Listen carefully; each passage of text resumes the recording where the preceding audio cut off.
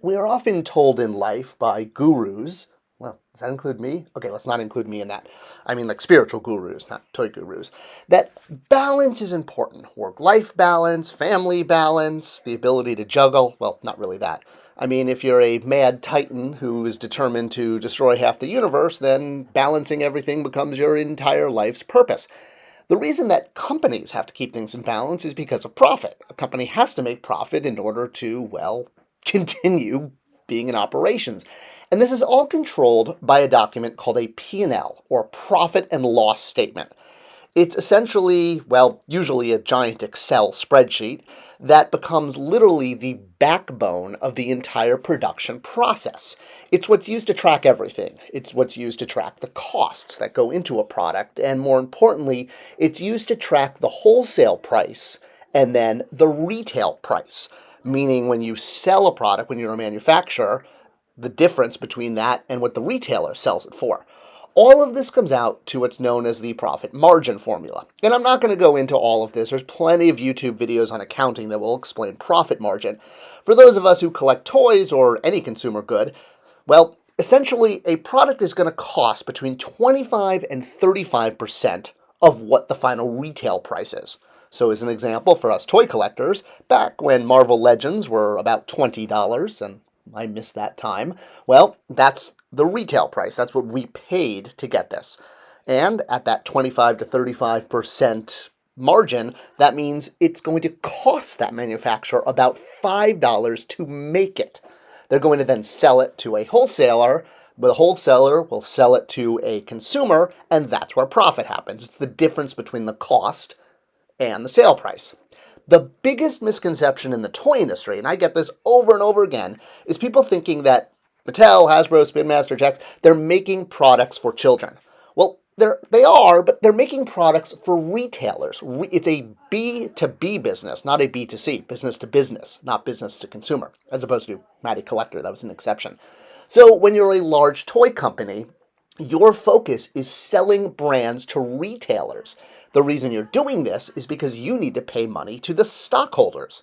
The reason for that is because the stockholders are the ones who own the company. They forked over money in order to invest in the company to help it grow to get to the point that it could be profitable so that they would get a share of those profits, known as dividends or stock.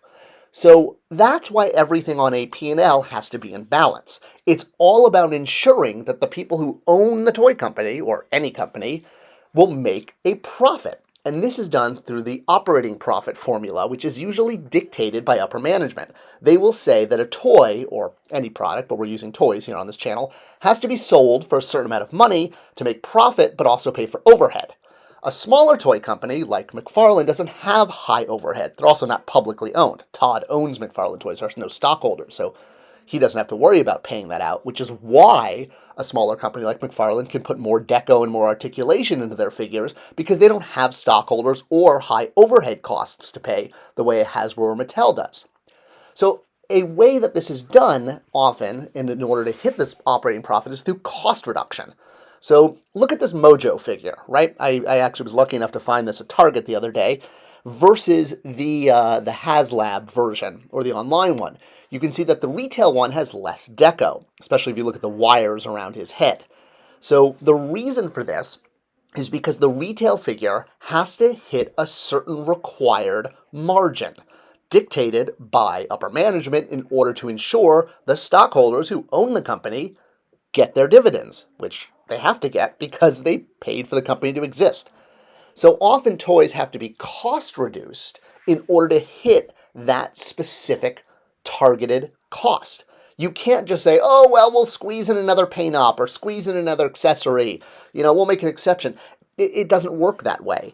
And often when a toy product is sent overseas to a vendor to analyze and tell you how much it's going to cost to manufacture it, sometimes due to the increase in labor, the increase in raw goods, and that's going up every day, well, they come back and say, oh, well, plastic now costs more than it did. Or paint ops, putting the labor on, now costs more. Or even paper. Those are the three things that a toy is made of, right? Plastic, paint, and paper. So the way to cost reduce a toy, you could remove all the accessories. I'm just using Stratos as an example. I know he's not a retail figure, but a good example of a figure with no accessories. Or you can remove deco. Like, look at Mystique here. There's no deco on her weapons, which drives me crazy as a collector when you get something like this, because it does look cheap. But the reason it has to be done is because you have to hit a certain price target in order to have those margins met. So again, looking at the Mojo figure, the version that's offered online has way more deco. You get more liver spots, and you get the all the wire colors in his head there. But the retail release, no liver spots and no wire colors. So that's because the retail version has to be sold for a certain amount, and every player, the wholesaler, and the manufacturer have to make their operating profit, because that's the way the companies are set up, because they're all owned by stockholders.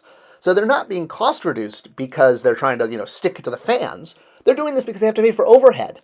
And again, at the end of the day, they have to pay dividends to their stockholders because they're the ones who put up the money in the first place for all these wonderful toys to be made. And that is how the toy industry works, and some of the major misconceptions of it. I hope you found this video interesting, and if you did, or you have further questions, let me know in the comments below, because that's kind of the whole point of this channel, is to try to clarify these things for us collectors who may not exactly be in business or, be working with P&Ls every day. And if you did like this video, please do share it with others. It's the best way to support this channel and keep us going. Thank you so much for watching, and I'll see you guys in the next one.